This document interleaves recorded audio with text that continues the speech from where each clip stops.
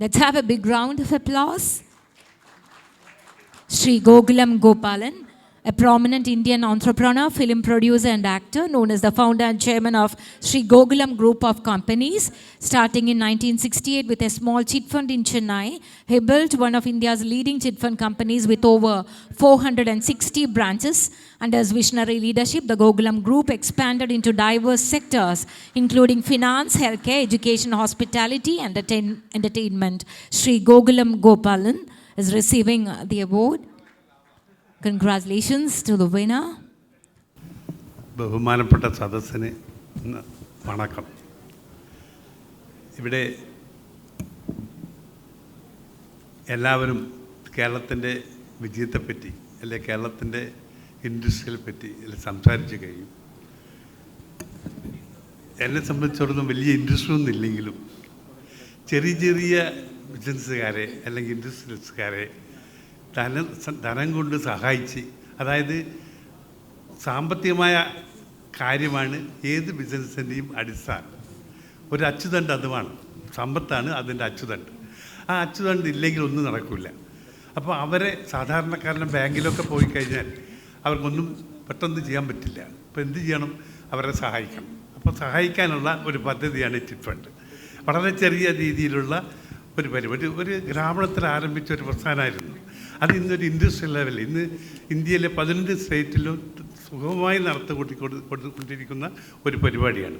ആ പരിപാടി എന്നെ സംബന്ധിച്ചൊരു സക്സസ്. പല ആളുകളും പരാജയപ്പെട്ട ഫീൽഡാണെങ്കിലും ഞാനത് വിജയിച്ചതിൻ്റെ കാരണം ജനങ്ങളുടെ സൗഹാർദ്ദം, സഹകരണമാണ്. കാരണം ഇന്ന് സമ്പത്ത് അല്ലെങ്കിൽ ധനം കൊടുത്ത് തിരിച്ചു വാങ്ങി വന്നത് ബാങ്ക് ഇൻഡസ്ട്രിയിൽ ഏറ്റവും കഠിനമായ ഒരു കാര്യമാണ്. ആ കാര്യം ഞാൻ സക്സസ്സായി ചെയ്തിട്ടുണ്ട്.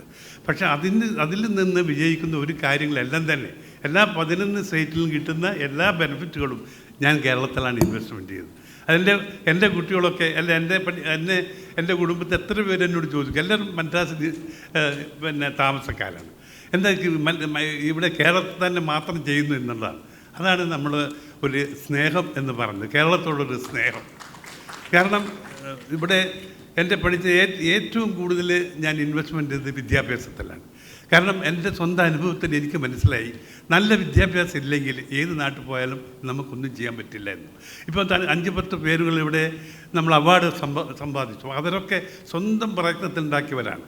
ഇവിടുത്തെ എഡ്യൂക്കേഷൻ്റെ പ്രയോജനം കൊണ്ട് മാത്രമൊന്നുമല്ല, പക്ഷേ അതുപോലെ ഇനി നടക്കുകയില്ല എന്നാണ് എൻ്റെ അഭിപ്രായം. അതുകൊണ്ട് ഞാൻ വിദ്യാഭ്യാസത്തിന് പ്രാധാന്യം കൊടുത്തുകൊണ്ട് ആ വിദ്യാഭ്യാസത്തെ ഇന്ന് എനിക്ക് തോന്നുന്ന ഒരു പ്രധാനപ്പെട്ട കാര്യം, ഇന്നത്തെ ഒരു 10ാം ക്ലാസ് പാസ്സായ ഒരു കുട്ടി അല്ലെങ്കിൽ 11th സ്റ്റാൻഡേർഡ് പാസ്സായ കുട്ടിക്ക് അവൻ എന്ത് ചെയ്യണമെന്ന് അവനെ അറിയാൻ പാടില്ലാത്ത, അവൻ ഏതെങ്കിലും ക്ലാസ് കൊടുക്കണം, ക്ലാസ് കൊടുത്ത എന്ത് കാര്യം? അങ്ങനെയുള്ള ഒരു വിദ്യാഭ്യാസമല്ല നമുക്ക് വേണ്ടത്. നമുക്ക് 5ാം ക്ലാസ് വരെ അവർക്ക് നല്ല വിദ്യാഭ്യാസം കൊടുത്ത് 5ാം ക്ലാസ്സിന് ശേഷം അവർക്ക് എന്തിൽ താല്പര്യമുണ്ട് എന്ന് മനസ്സിലാക്കി ആ താല്പര്യമുള്ള സബ്ജക്റ്റ് മാത്രം പഠിപ്പിച്ചുകൊണ്ടിരിക്കുന്ന വ്യവസ്ഥ നമുക്കുണ്ടായിരിക്കണം. അത് ഏറ്റവും നല്ലത്. ഞാൻ വിദ്യാഭ്യാസ സ്കോളേഴ്സോടൊക്കെ സംസാരിച്ച് എനിക്ക് മനസ്സിലായി, ഫോറിൻ വിദ്യാഭ്യാസം അങ്ങനെയാണ്. 11ാം ക്ലാസ് വരെ ടെക്സ്റ്റ് ബുക്ക് കാണാത്ത കുട്ടികളാണ് അവിടെ നല്ല മിടുക്കന്മാരായി വളരുന്നത്. അതുകൊണ്ട് വിദ്യാഭ്യാസത്തിന് ഏറ്റവും പ്രാധാന്യം കൊടുത്ത ഒരു വ്യക്തി എന്ന രീതിയിൽ വിദ്യാഭ്യാസത്തിന് ഒരു ഗുരുദേവൻ്റെ ഏറ്റവും പ്രധാനപ്പെട്ട ഒന്നാണ് വിദ്യ കൊണ്ട് പ്രബുദ്ധരാകുക എന്ന്. അതുകൊണ്ട് പ്രബുദ്ധരാകുക എന്നത് അതിൻ്റെ സാങ്കേതികമായ അവരുടെ കഴിവുകളെ വളർത്തുക എന്നതാണ്. 5ാം ക്ലാസ് വരെ അവരെ വിദ്യാഭ്യാസം കൊടുത്ത് 5ാം ക്ലാസ്സിന് ശേഷം അവർക്ക് താല്പര്യമുള്ള സബ്ജക്റ്റ് മാത്രം കൊണ്ടുപോകാം. ഒരു മ്യൂസിക് ഏറ്റവും താല്പര്യമുള്ള കുട്ടി കണക്ക് നിർബന്ധിച്ച് പഠിപ്പിച്ചുകൊണ്ട് വേസ്റ്റാണ്, നമ്മൾ ആ സമയം വേസ്റ്റാണ്. അപ്പോൾ അവർ ഏത് സബ്ജക്റ്റ് ഏതാണ് ഒരു കുട്ടിക്ക് ഏറ്റവും താല്പര്യം ആ സബ്ജക്റ്റ് മാത്രം പഠിപ്പിച്ചുകൊണ്ട് കുട്ടികളെ കൊണ്ടുവരുന്ന ഒരു വിദ്യാഭ്യാസ സമ്പ്രദായം ഉണ്ടെങ്കിൽ മാത്രമേ കേരളത്തിലെ നമുക്ക് ഏറ്റവും നല്ല ലോകം മുഴുവനും പ്രതീക്ഷിക്കുന്ന മലയാളികളെയാണ്. ഇന്ന് ലോകത്തിലെ ഏറ്റവും വലിയ ഉയർന്നു നിൽക്കുന്ന സാങ്കേതിക വിദഗ്ധന്മാരൊക്കെ മലയാളികളാണ് ഞാൻ കാണുന്നത്. അപ്പോൾ അതിൻ്റെ കാരണം ഇവിടെ പഠിച്ച കുട്ടികൾക്ക് വളരെ കുറഞ്ഞ കുട്ടികൾ മാത്രമേ സ്വന്തം താല്പര്യം എടുത്ത് ഇങ്ങനെ പഠിക്കുന്നവരുള്ളൂ. ബാക്കി എല്ലാ കുട്ടികളെയും നമുക്ക് നാട്ടിൽ തന്നെ അവരെ വിദ്യാഭ്യാസം കൊടുത്ത് വളർത്തിക്കൊണ്ടുവരാനുള്ള ഒരു സാഹചര്യം നമുക്കിന്നില്ല എന്നുള്ളതാണ് സത്യം. ആ സാഹചര്യം നമ്മൾ അധികാരികൾ എടുത്ത് ഉപയോഗിക്കണം എന്നുള്ളതാണ്. പിന്നെ വേറൊരു കാര്യം, ഇവിടെ ഇൻവെസ്റ്റ്മെൻറ്റ് ചെയ്താൽ പ്രശ്നങ്ങളുണ്ട്. പക്ഷേ എന്നെ സംബന്ധിച്ചിടത്തോളം ഒരു പ്രശ്നങ്ങൾ ഇതുവരെ ഇല്ല. ചെറിയ കാര്യങ്ങളുണ്ട്. ഒരു നല്ല കാട്ടിൽ കുട്ടി നടക്കുമ്പോൾ ചെറിയ മുള്ളും കള്ളുകളൊക്കെ ഉണ്ടാവും. അതൊക്കെ നമ്മൾ തരണം ചെയ്യുന്ന ഒരു സമ്പ്രദായം, ഒരു മാനസികാവസ്ഥ നമുക്കുണ്ടായിരിക്കണം.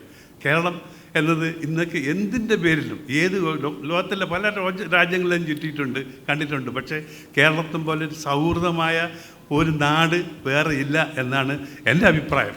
ആ കേരളത്തിൽ നിങ്ങൾ ഇൻവെസ്റ്റ്മെൻറ്റ് ചെയ്ത് കഴിഞ്ഞാൽ തീർച്ചയായും നമുക്ക് അഭിമാനമാണ്. നമ്മുടെ മദർ കൺട്രി, നമ്മൾ ജനിച്ച നാടിന് വേണ്ടി നമ്മൾ ഏത് കാര്യങ്ങളും ചെയ്യുമ്പോൾ അത് ഏറ്റവും നമുക്ക് സന്തോഷമായിരിക്കും.